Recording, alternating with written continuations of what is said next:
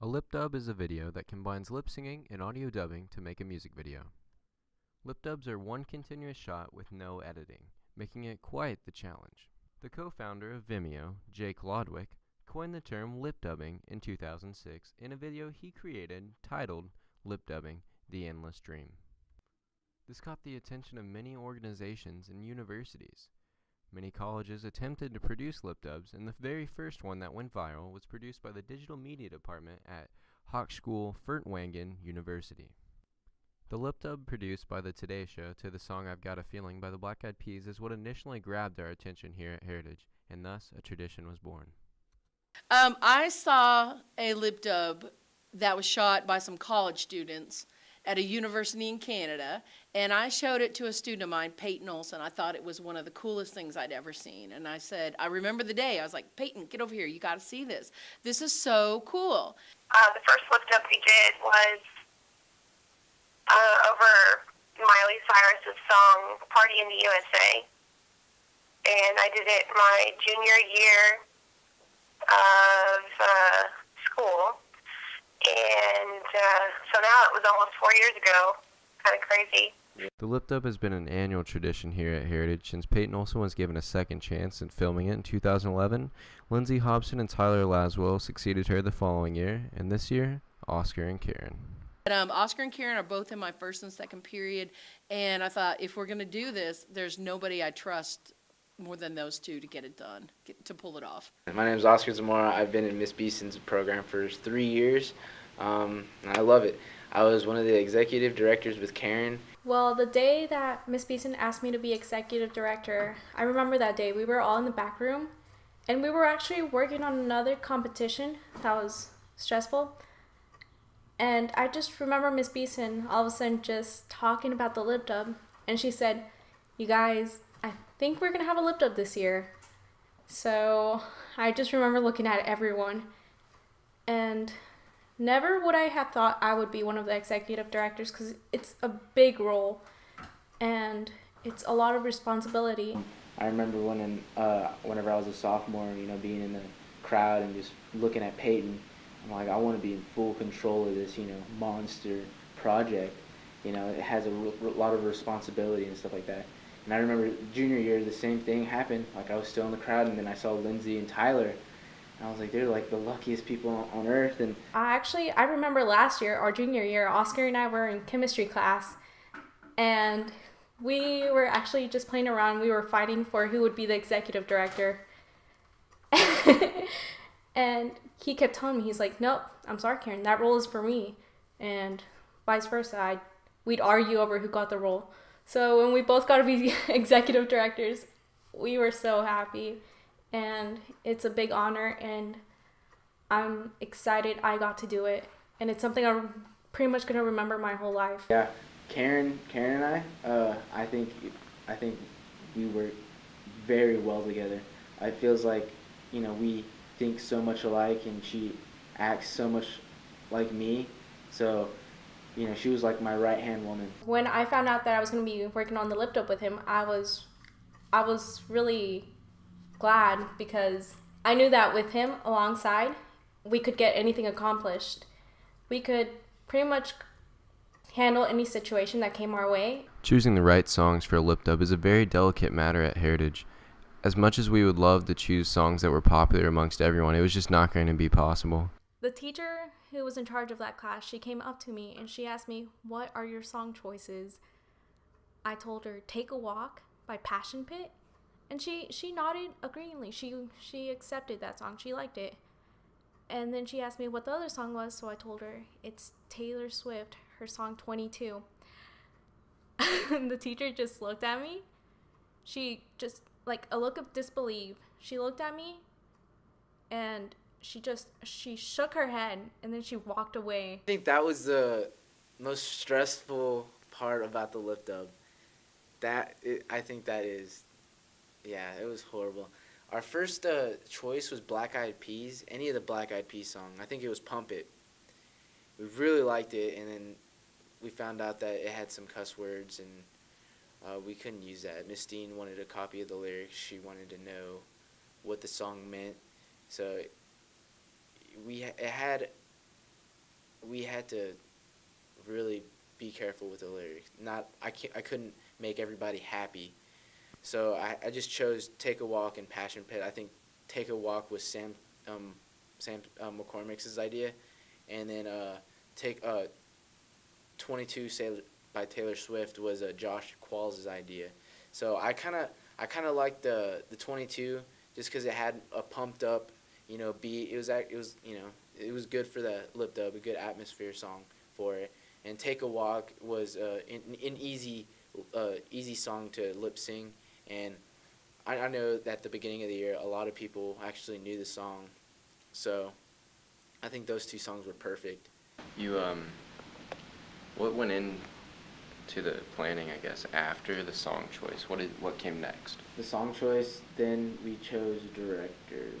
Now the directors we chose them for a reason. We knew that they could control any situation, and we knew that they had great work, and they would give us their honest opinion about everything.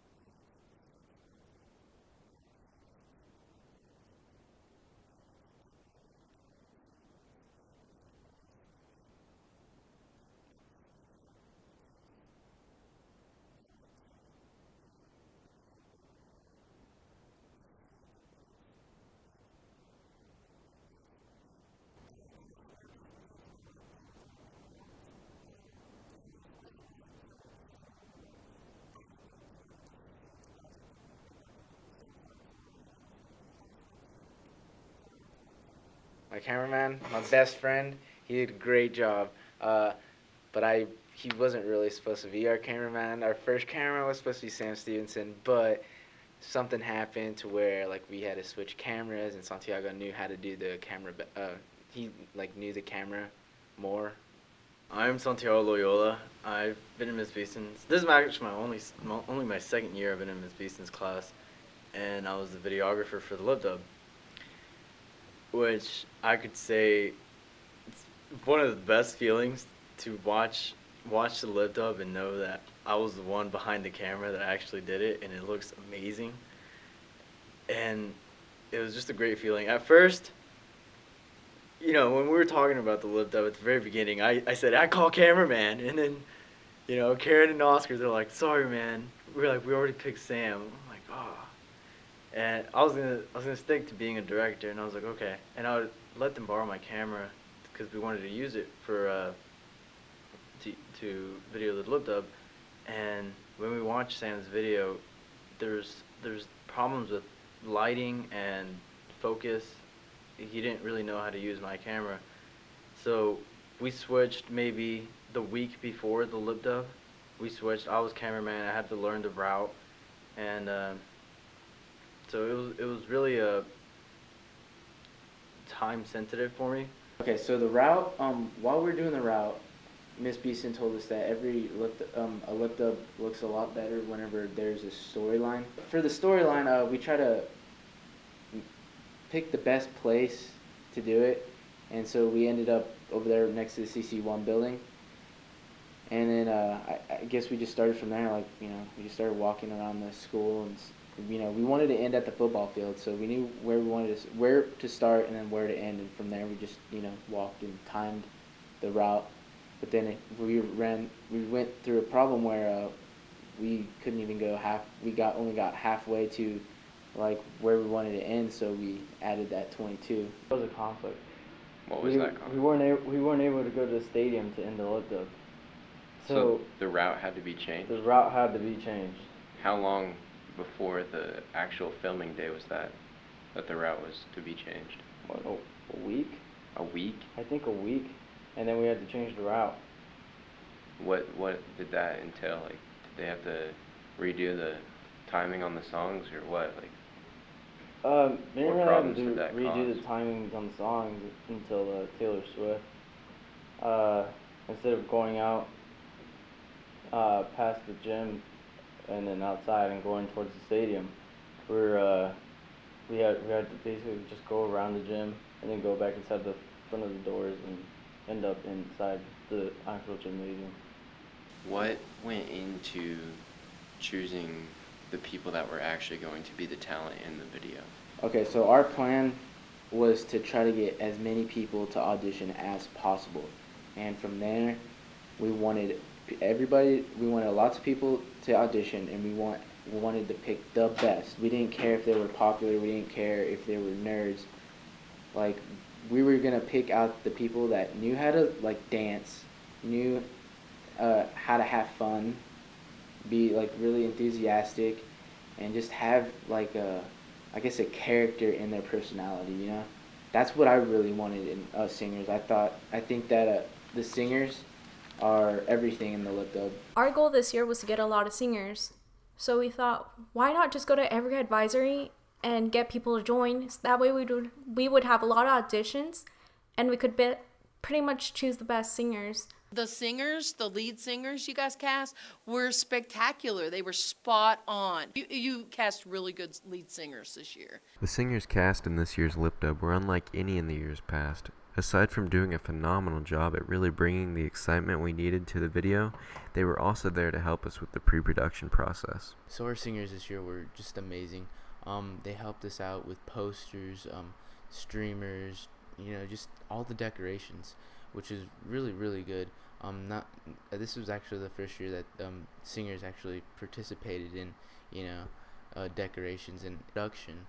So it really helped us out a lot, just because the decorations part of the lip dub, that was probably our biggest problem. I know that we were having trouble with not having enough people. And according to Miss Beeson, last year they had the equipment room, or they had the control room all filled up with decorations. We had nothing at all. So we started stressing out because it was a week before the lip dub. And so I remember during the weekends, all of our directors and Oscar and I, we had to go out into town and we had to go around finding props, whatever we could find. I remember we even had to email the teachers to help us with props. And the amazing thing about it is that almost, I think 3 days before the lip dub, half of the back room was filled. It was just like a mountain full of props. Santiago's mom donated I don't know how many balloons. We had so much balloons, and we started blowing those up the next day, and literally on Tuesday or Wednesday we had half of the room of Miss Beeson's room filled. We had twice as much decorations as last year. Was it Maybe just 4 times. I don't know. It was a lot though. Who was helping with all of the setup? Was it just the directors and you and Karen? It was all the directors, singers, random students. One of our closest friends were helping us. Alex Trejo, Shauna Pettis. My little brother, his friends, Santiago's friends, Karen's friends, Nathan's friends. Everybody was so willing to help. The coolest thing about the lip dub is I think it brings everybody together. It was so colorful. It made me so happy. It was really a pretty lip dub. It really was. It was beautiful. It was beautiful. We started decorating the lip dub the day before. We started decorating around 4:30 after school on Thursday, and we stayed till 9:30, and then we got most of the halls finished, and then we came on the day of the lip dub at 6 o'clock in the morning and redid some, did some final touches, and we had to go retape all the streamers from the walls because all the streamers were falling off. How did that make you feel? Oh, I was stressed out. I think that was the worst part of the lip dub was, Yeah, I bet. You came waking up in the morning and seeing all our streamers half off the wall. This was the day of. This was the day of the lift up. Yes. We had to go get some duct tape, and I had everybody just on, like, chairs and tables just against the wall, just taping. A week before, we planned a schedule, and Miss Beeson told us, you guys have to keep up with the schedule. All the principals have it, Miss Dean has it, and that's what we're going to be running by. So Oscar and I had to go to the gym and talk to the whole student body and tell them exactly what they were going to do. The bleachers were all up, and they all had to be down so that the students could sit. But when they came in, they all came storming in towards the middle, and there was no way we were going to be able to talk to them. And just a lot of problems ran that morning that got us late on schedule. So I remember we were talking to the directors, and we were talking to the students, and we were assigning the students to the directors. And that was important because that's how everyone knew what they were supposed to do. After the lift up, I was done. We still had to clean. I cleaned. I'm gonna be honest with you, I cleaned very little because I was exhausted. I was brain dead. My body was aching. I was cramping. My feet were cramping. My calves were cramping. My back was cramping. It was bad. I could not believe how much I was running. I was sweating. I know Karen Maldonado, she was everywhere. Sam McCormick was everywhere. All my directors, we were all drenched in sweat. It was sweat and confetti, and it was just incredible how tiring a lift up is. But yeah, after the lift up, I was just relieved. I was done. I was so happy. I almost cried again after. Right when I got into Miss Beeson's room, we looked at the lift up. Santiago was already happy. I think my best memory of the lift up was probably the night that we stayed after school to decorate, because that was just a lot of fun. Everyone, even the seniors, showed up and helped. Some people who weren't even directors, they helped as well. It was just all of the broadcasting classes coming together and helped make this one event, which was pretty special to our school. I think we made the best lift up. Okay. So